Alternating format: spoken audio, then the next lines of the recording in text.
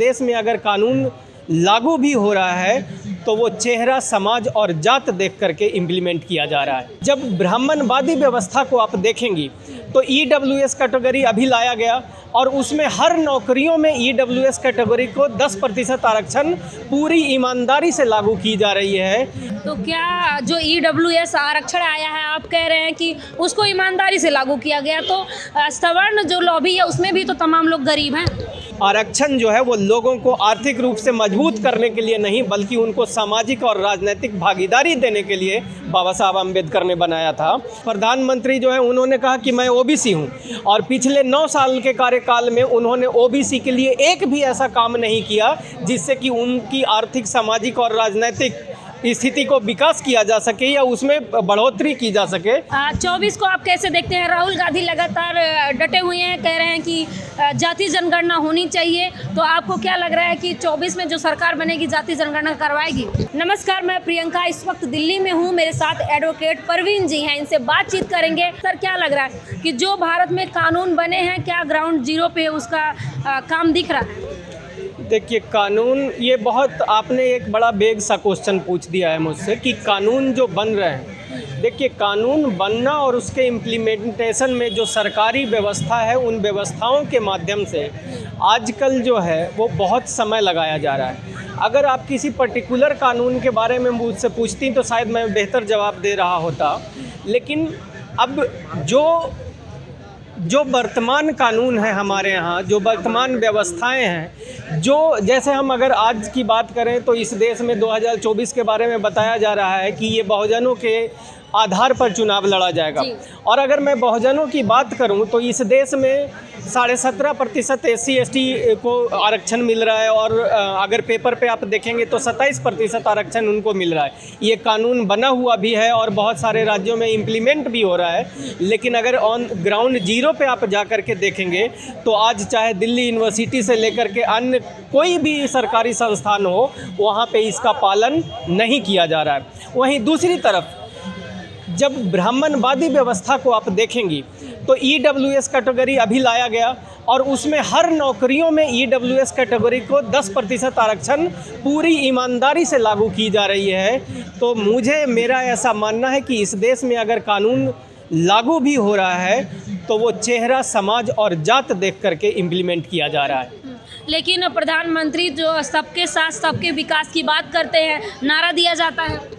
हाँ, नहीं, प्रधानमंत्री तो वोट लेंगे और जनता को वोट लेते हैं और जनता को बेवकूफ़ बनाने का काम करते हैं। आप लोगों ने देखा कि प्रधानमंत्री जो है उन्होंने कहा कि मैं OBC हूँ और पिछले 9 साल के कार्यकाल में उन्होंने OBC के लिए एक भी ऐसा काम नहीं किया जिससे कि उनकी आर्थिक, सामाजिक और राजनीतिक स्थिति को विकास किया जा सके या उसमें बढ़ोतरी की जा सके। तो प्रधानमंत्री तो पूरी दुनिया आज कह रही है कि वो एक जुमलेबाज हैं, वो कहते कुछ हैं और करते कुछ हैं, मुंह में राम बगल में चूड़ी, वो वाली स्थिति है प्रधानमंत्री जी की। लेकिन सर, कहा ये भी जा रहा है कि अब प्रधानमंत्री कहते हैं कि भारत में जाति नहीं है, गरीब है। देखिए, मैं तो आप पत्रकार लोगों से भी ये बात निवेदन करना चाहूँगा कि आप लोग मुद्दा चेंज कीजिए। प्रधानमंत्री जी ने बोला, इसने बोला, उसने बोला, ये सब आदमी है और आज तो देखने में अगर मैं कह सकूँ तो मैं कह सकता हूँ कि इस देश का प्रधानमंत्री इस देश का सबसे बड़ा लुटेरा है। तो वो क्या आज बोल रहा है और क्या कल बोल रहा है, ये सबसे झूठा प्रधानमंत्री पिछले 75 साल में आज साबित हो रहा है। तो इसने क्या कब कहा उसकी कोई अहमियत नहीं रखती है इस देश के विकास में। तो तब मैं कहना चाहता हूं कि आप पत्रकारों से कि आप अब आने वाले चुनावों में मुद्दा लोगों के नौकरी, रोजगार, व्यापार और उनकी आर्थिक, सामाजिक, राजनीतिक को बेहतर करने वाले मुद्दों पे बात करें और इसी को आने वाले चुनाव का मुद्दा बनाएं। तब मुझे लगता है कि इस देश का वास्तविक विकास हो पाएगा। तो क्या जो EWS आरक्षण आया है, आप कह रहे हैं कि उसको ईमानदारी से लागू किया गया, तो सवर्ण जो लॉबी है उसमें भी तो तमाम लोग गरीब हैं। देखिए, अब उसमें आप देखिएगा EWS कैटेगरी में कहा गया है कि वो गरीब तब तक हैं जब तक उनकी आमदनी 8 लाख रुपया है। दूसरी बात, अब आरक्षण की बात करते हैं तो मैं एडवोकेट के रूप में आपको बताना चाहता हूं कि आर्टिकल 16(4) में यह बताया गया है कि आरक्षण के कुछ 2 मेन पहलू हैं। पहला सामाजिक पिछड़ापन और दूसरा सरकार में अपर्याप्त भागीदारी। EWS कैटेगरी ये ब्राह्मणवादियों के लिए लाया गया। और उन ब्राह्मणवादियों को क्या आप कह सकती हैं कि वो सामाजिक रूप से पिछड़े हैं, या क्या आप ये कह सकते हैं कि ये ब्राह्मणवादी लोग जो है वो उनका सरकार में भागीदारी कम है? यानी इन दो जो क्लाउज थे उसको फ्लॉट करके तीसरा आर्थिक स्थिति को लाया गया।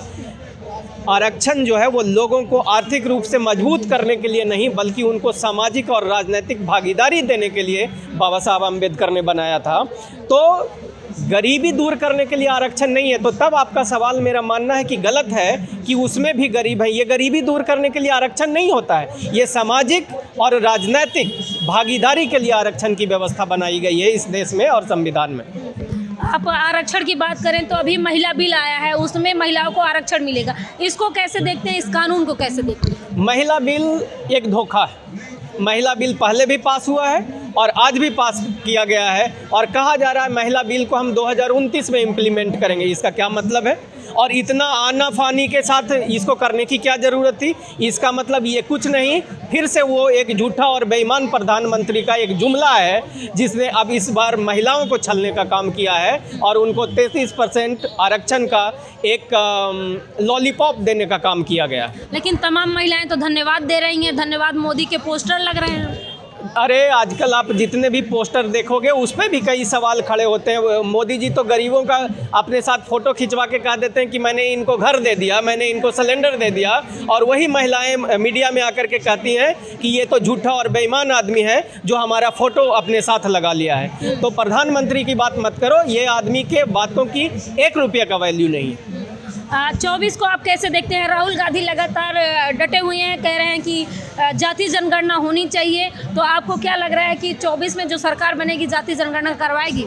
देखिए, मेरा इस पे थोड़ा सा अलग राय है। राहुल गांधी हो या नरेंद्र मोदी हो, ये दोनों ब्राह्मणवादी राजनीतिक पार्टियां हैं, और ये दोनों ब्राह्मणवादी राजनीतिक पार्टियां इस देश के 90% आबादी बहुजनों, SC, ST, OBC और माइनॉरिटी का विकास करने के लिए नहीं बनती है। जैसा कि राहुल गांधी ने अपने चाल चेहरा और चरित्र अगर उसका समझना चाहोगे तो उसने मध्य प्रदेश में टिकट देते समय उसने क्लियर कर दिया, जितनी सीटें बीजेपी ने ब्राह्मणवादियों को दिया जबकि उनकी आबादी मात्र 10% है, और 52 से ज़्यादा सीटें ब्राह्मणवादियों को उसने दिया, और 64 और 65% OBC वाले लोगों को मात्र 39 सीटें वहाँ पे दिया। तो राहुल गांधी भी वही है, ये सब लोग एक माँ के पैदाइश हैं और ये सिर्फ ब्राह्मणवादियों के विकास के लिए आए हैं। तो आपके माध्यम से मैं इस देश के सारे बहुजन नेताओं से, चाहे वो नीतीश कुमार, लालू यादव, तेजस्वी यादव, शिबू सोरेन, MK स्टालिन या और अन्य जैसे श्री चंद्रशेखर आज़ाद हो या मायावती, मैं सारे बहुजन समाज के नेताओं से, इस देश के मूल निवासी नेताओं से निवेदन करना चाहता हूँ आपके माध्यम से कि आप सब लोग संगठित हो जाओ, और आप ही में से अगर कोई प्रधानमंत्री बनेगा तभी इस देश का वास्तविक विकास और कल्याण संभव है। जिस संगठन की आप बात कर रहे हैं, जिस गठबंधन की आप बात कर रहे हैं, वो अभी चुनाव से पहले ही टूट चुका है, क्योंकि उसमें नीतीश कुमार नाराज़ हैं, अखिलेश यादव भी नाराज़ हैं। देखो, नीतीश कुमार और अखिलेश यादव किससे नाराज हैं? ये नाराज राहुल गांधी, उसके चेहरे से, उसकी बेईमानी से, और उसका जो लुच्चापन आप कह सकते हो कि उसने कहा कि हम सबके साथ भागीदारी करेंगे सीटों में, और जब चुनाव का समय आया तो मध्य प्रदेश में उसने इनकार कर दिया। तो इससे वो लोग नाराज हैं और दुखी हैं। और देखिए, कांग्रेस का इरादा ये है कि इनका नाम लेकर के, बहुजनों को, इस देश के 90% आबादी को का नाम लेकर के हम ये 4 विधानसभा 4 जो राज्यों में चुनाव हो रहा है उसको जीत जाएं, और उसके बाद फिर हम अकेले चुनाव लड़ेंगे। तो मेरा मानना है सारे बहुजन राजनीतिक पार्टियों से कि कांग्रेस को निकालो, और कांग्रेस को निकाल करके आप अपने बहुजनों की एक पार्टी और संगठन गठजोड़ करें, जिससे कि आप ही के बीच से कोई प्रधानमंत्री बने, इस देश का विकास होगा। आप वकील हैं, तो आपको क्या लग रहा है कौन प्रधानमंत्री का चेहरा होना चाहिए? देखो, हमारे सारे नेता अपने आप में धनुर्धर हैं, और उसमें ये लोग जो भी तय कर लेंगे, मेरा मानना है कि बहुजनों का कोई भी नेता सब अपने आप में तीरंदाज है, और जो भी बन जाएगा वो इस देश का कल्याण करेगा। 24 में मुख्य मुद्दे क्या होंगे जनता के लिए? 24 में होने चाहिए नौकरी, रोजगार, व्यापार, सरकारी संस्थाओं में 90% हिस्सेदारी बहुजनों का, इस देश के मूल निवासियों का, SC, ST, OBC और माइनॉरिटी के लोगों का, यही मुद्दा होना चाहिए। तो आप देख सकते हैं हमारे साथ एडवोकेट प्रवीण जी हैं। इन्होंने तमाम वो मुद्दे उजागर कर दिए हैं जो चाहे वो कांग्रेस हो या भाजपा हो, इनका कहना है कि दोनों एक ही थाली के चट्टे बट्टे हैं। अगर 24 में किसी को पीएम बनाना है या पीएम उम्मीदवार रखना है तो वो बहुजन समाज का होना चाहिए, तभी देश का भला हो पाएगा। इस खबर पे आपकी क्या राय है हमें कमेंट बॉक्स में ज़रूर बताएं। धन्यवाद।